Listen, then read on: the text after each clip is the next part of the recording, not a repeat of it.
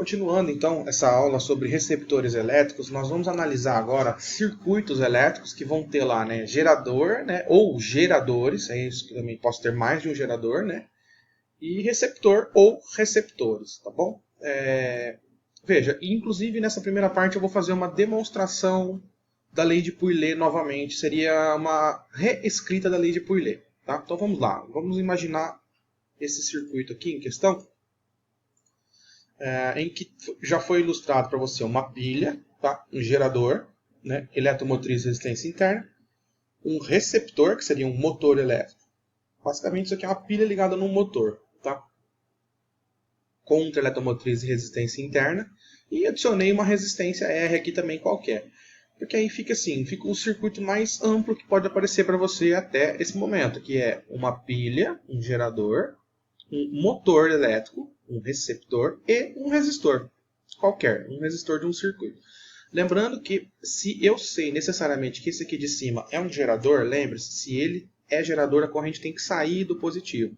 Então a corrente vai sair do polo positivo, vai circular aqui em sentido horário e vai entrar no polo positivo desse, tá bom? É isso então que também me deixa claro que o de cima é gerador porque ela sai do mais e o de baixo é receptor porque ela entra no mais. Ora, vamos lá, vamos fazer a demonstração da lei de Pouillet quando eu tiver receptor no circuito.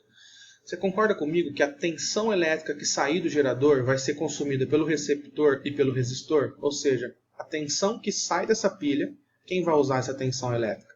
Essa resistência e esse motor. Então, escrevi aqui, a tensão do gerador é a do receptor, vai ser consumida, perdão, pelo receptor mais a do resistor. Colocando as devidas equações, né? A tensão que sai de um gerador é E menos RI. A tensão que é consumida por um receptor é E' mais R'I. E a tensão consumida num resistor é RI, lei de Ohm. Fazendo as manipulações algébricas aqui, né? Passei o E' para lá e o menos RI para cá. Colocamos então o I em evidência. E menos E' é igual a Rzinho da pilha mais Rzinho do motor mais o R do circuito vezes I. E por fim, isolamos o I.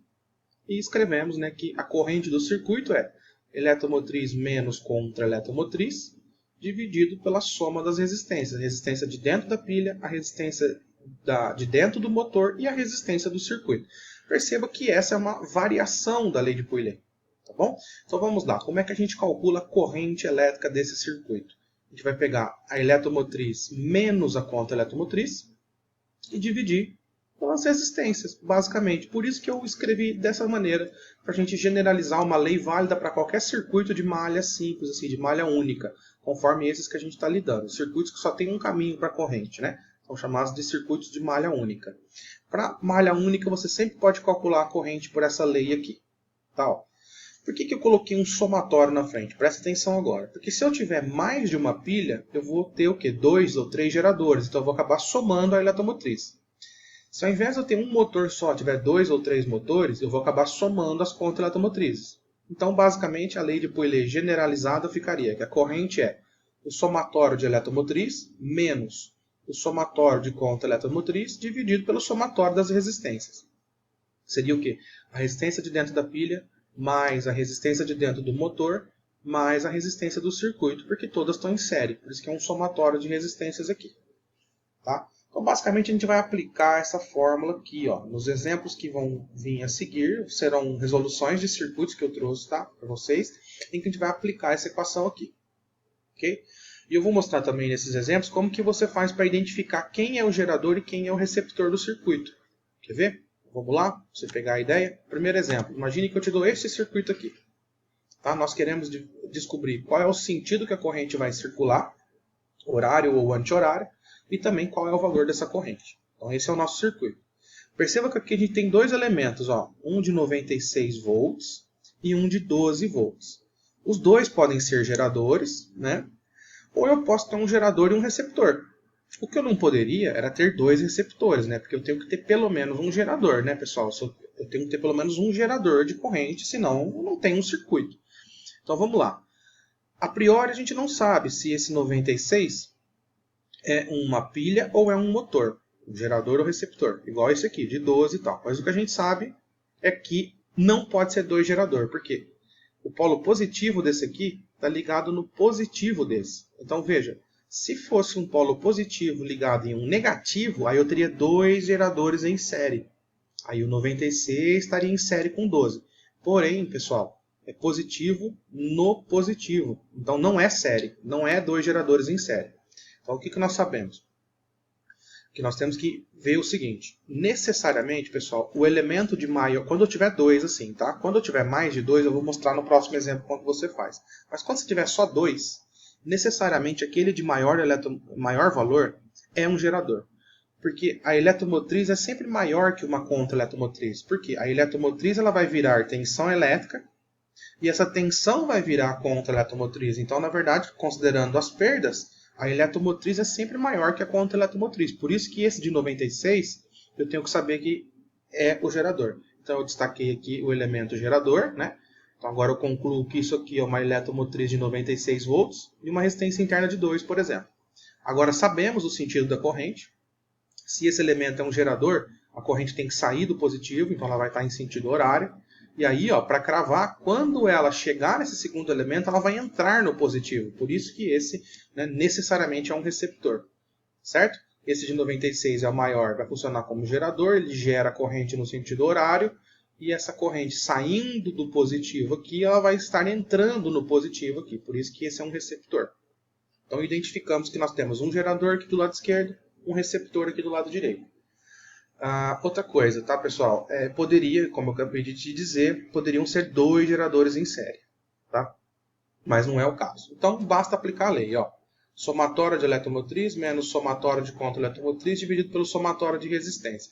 No caso, esse somatório aqui agora de eletromotriz eu não preciso fazer porque só tem uma, que é 96. A contra-eletromotriz eu não preciso fazer somatório porque só tem uma, que é 12. Então fica 96 menos 12 e a somatória de resistências dá 12. Por quê? 2, mais 3, mais 2, mais 5. Todas as resistências aqui estão em série. Então somamos as resistências, dá 12. Ou seja, a corrente aqui seria 84 por 12, daria 7 amperes. E a alternativa que a gente deveria assinalar é AA, porque é 7 amperes no sentido horário. Beleza? Então esse é tranquilo porque nós temos um gerador e um receptor. A priori você não sabia qual era qual. Então você pegou o maior valor, né? O maior valor necessariamente é o de um gerador. E então, a partir daí, você já sabe o sentido de corrente. Agora, olha esse exemplo que interessante. Nesse caso, nós temos 4 elementos aqui. Ó. Um de 50 volts, um de 10 volts, 20 volts e 60 volts. Todos podem ser geradores. Tá? Ou eu posso ter geradores e receptores. O que eu não posso é ter só receptores. Beleza? Então vamos lá. Nós temos de 50, um de 10. Então tem que ver se eles estão em série. Né? Se tivesse tudo em série entre si, era um monte de gerador em série. Mas não é o caso, por exemplo. Presta atenção aqui. Ó. Esse de 50, o positivo dele está ligado no negativo do de 10. Então até então esses dois estão em série. Porém, esse de 10, ó, o positivo está ligado no positivo do outro. Então isso já não é mais uma associação em série. E outra, nós temos 4 elementos e agora eu vou te ensinar como que você faz para saber quais vão estar funcionando como geradores e quais vão estar funcionando como receptores. Tá? Então você vai seguir essa regra aqui, ó. Presta atenção. Dado um circuito de malha única em que você tem vários componentes que você está suspeitando em quais são geradores ou quais são receptores, tem vários. A primeira coisa que você tem que fazer é identificar os componentes que estão em série entre si. Quem está em série com quem? Tá? Como assim? Vamos começar pelo de 50. Ó. Este elemento de 50 está em série com esse elemento de 10. Isso eu acredito que você concorda comigo. Por quê? O positivo do de 50 está ligado no negativo do de 10. Então, estes dois estão em série.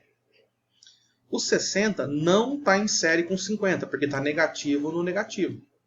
Assim como o 20 também não está em série com 10, conforme eu expliquei. Porém, se você prestar atenção aqui, ó, esse de 20 está em série com esse de 60.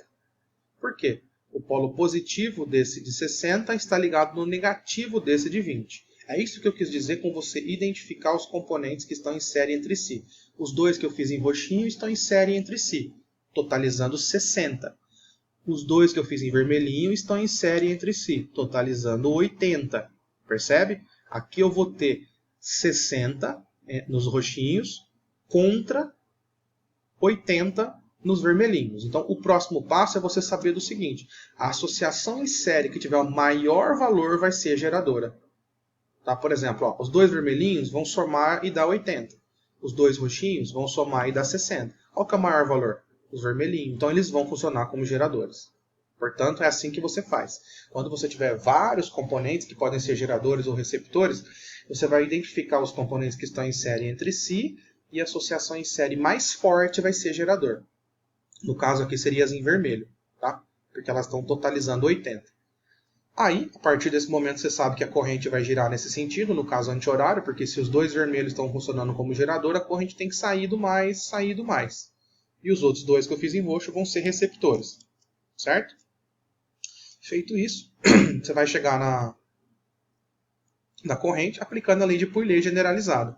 Somatório de eletromotriz menos o somatório de conta eletromotriz dividido pelo somatório das resistências. O somatório de eletromotriz a gente já fez, é 60 mais 20.